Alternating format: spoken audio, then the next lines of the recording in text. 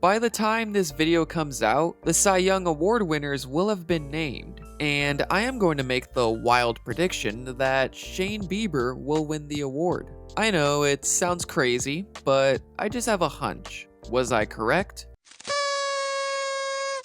Regardless of what happens with these awards, Shane Bieber was the best pitcher in the league this past season. And we will analyze his incredible season in a minute, but I want to acknowledge the fact that the Indians organization has been spewing out effective pitchers left and right for many years now. Just look at some team statistics from 2020 from this pitching staff. Pretty incredible considering they traded away some of their best pitchers within the past couple of seasons. In fact, if we look at the team ERA plus rankings since 2013, which was the team's first playoff appearance of the 2010s, we see why the Indians have been considered to have a factory of pitchers. So the question is, how did the Cleveland Indians gain this reputation? The key to Cleveland's pitching factory is that, for the most part, these guys are all homegrown. The organization hasn't necessarily shown a willingness to splurge on big-name free agents, like the Yankees or Padres. If you look at the 8 pitchers who made starts for the Indians in 2020, they were either drafted by the Indians or were traded to the Indians before they even made their major league debut. The only pitcher that made their big league debut with a different team is Cal Quantrill, and he isn't eligible for free agency until 2026. All of this signifies that it really comes down to how the organization develops their players. This takes quite a bit of collaboration between organizational affiliates, considering how many levels there are to the minor leagues and how many pitchers there are in the entire organization. This type of collaboration starts with the general manager, Chris Antonetti, and then it goes to the analysts in the front office, and eventually it will go all the way down to the coaches in the rookie leagues. This organization stresses the importance of tailoring information to the individual rather than having a coach or analyst dictate a specific idea to every single pitcher. Every player is different and will respond to numerous teaching methods in different ways. One aspect of these individual player plans deals with the handoffs of pitchers from one level of the minor leagues to the next level. The pitching coaches and analysts from each level need to understand the plan for each pitcher. Each coach does not have their own agenda. This was critical for someone like Shane Bieber, who within the span of 5 weeks had gone from AA to pitching the majority of his 2018 season in Cleveland. What was the plan for Shane Bieber? Well, after he was drafted in the 4th round of the 2016 draft, he had pitched very well in his first 2 seasons in the minor leagues. However, the organization, specifically the assistant director of player development, Matt Blake, believed that the stats did not tell the whole story. While Bieber's performances were excellent, the majority of pitches were two-seam fastballs and sliders, which Blake believed would not be effective against left-handed batters without another supplemental pitch. Blake figured that a changeup would work best against left-handed batters. Bieber was on board with the idea, and he added the pitch into his arsenal. In 2020, the changeup was Bieber's least used pitch, but he used it solely on left-handed batters, and they just could not hit the pitch. So safe to say, Blake's advice worked. Where's Blake now? He is the pitching coach for the New York Yankees, at just 35 years old. The same can be said for Mike Clevinger, who was traded by the Diamondbacks in August of 2014. He was never considered a top prospect in the Diamondbacks organization, but he displayed a willingness to learn and recognize the potential improvements that can be produced with sports science. Not everything is going to work. Every little tweak is not going to be successful. That's important to understand, especially from a player's perspective, because at the end of the day, it's their career. In the end, Clevinger turned into an all-star, and the Indians netted a big package of players from the Padres as a result. However, not everyone is ready for the overload of data all at once. But it's important for players to know that the opportunity to get better in a non-traditional way is available.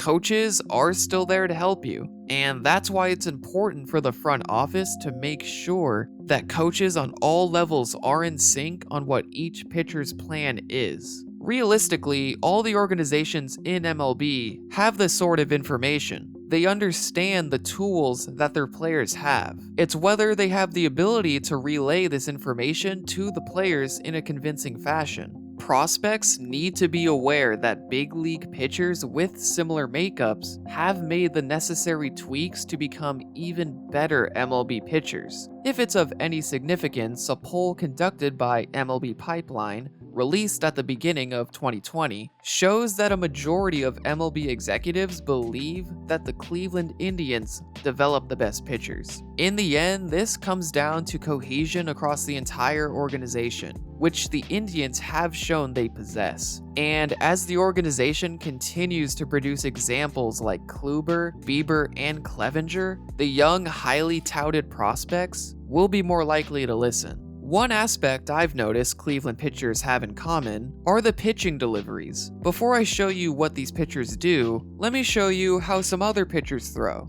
Here's Garrett Cole. Here's Clayton Kershaw.